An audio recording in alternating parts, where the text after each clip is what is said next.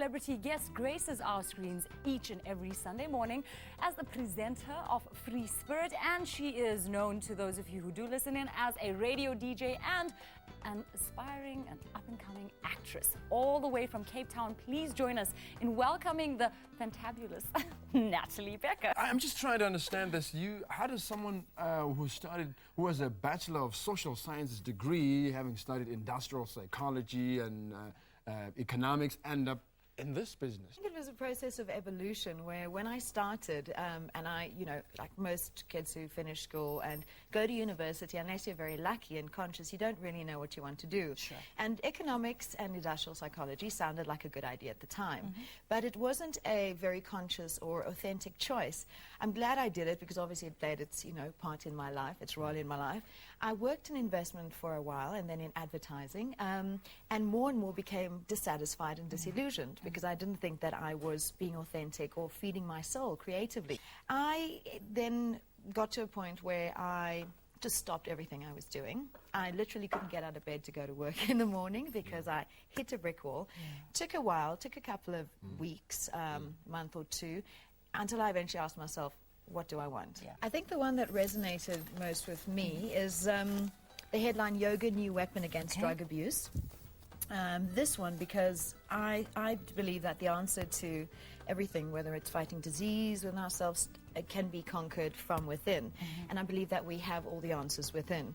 And I believe also that disease, which is dis-ease, starts inside, starts with the mind and manifests in the body. So yoga, because it brings such clarity and such stillness and centeredness, and it's such a discipline of the mind, body and spirit, the Trinity, I believe that'll be...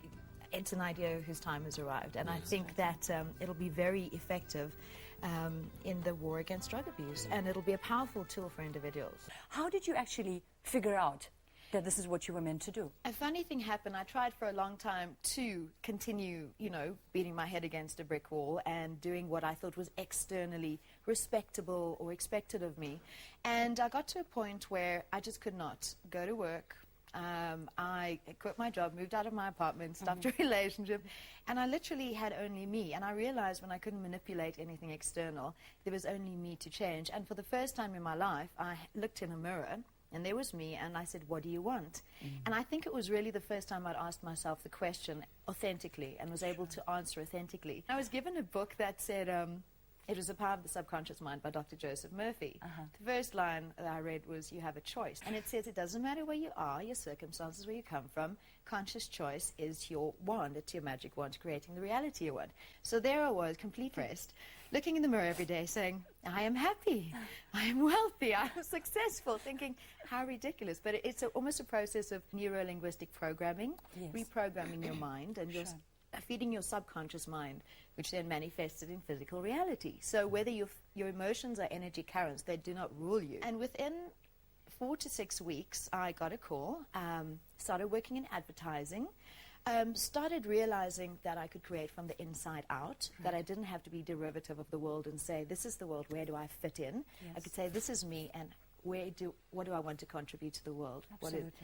And that you have a choice really started my journey. Do you incorporate elements of religion into your spirituality? I do. I would say that I'm more spiritual than religious. I think that if you have a relationship with your higher power, whatever that might be, that is spiritual. And I believe that just being is spiritual, not necessarily that one person is more spiritual than another.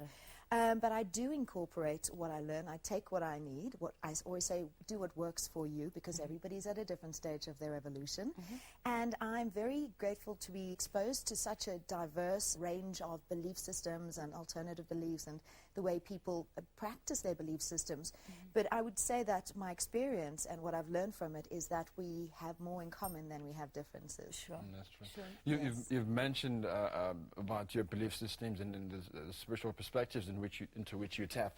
But, you've also been voted by FHM readers a number of times, in fact, many years running, as one of the world's sexiest women. How are you going to make sure that that does not sort of seal your fate, or people don't look at you just as such? I'm so glad you asked that question because it gives me the opportunity to clarify. People are responsible for their own perceptions, and for me, being voted sexiest woman by FHM is a wonderful compliment because that is me exercising my sensuality and celebrating my body in my experience. I also exercise my intellect and my spirituality.